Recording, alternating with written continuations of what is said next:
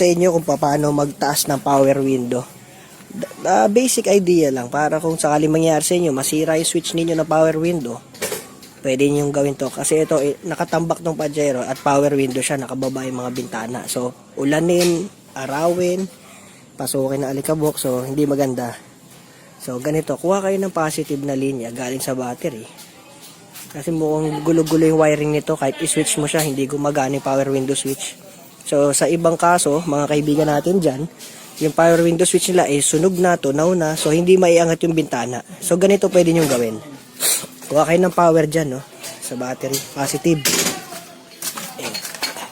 Tapos yung negative sa body ground nyo na lang. So yung naka-ground naman yan, eto, pwede nyo dyan ikapit.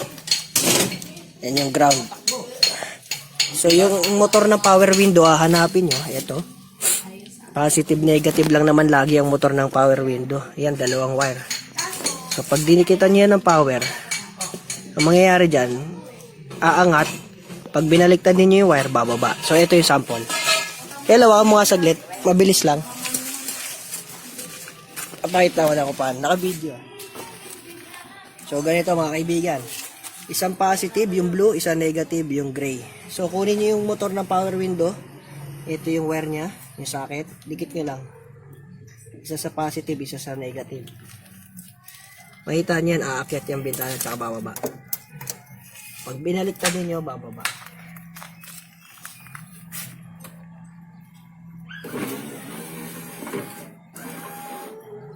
Tapos pag binaliktad ninyo yung wire, tataas naman yan.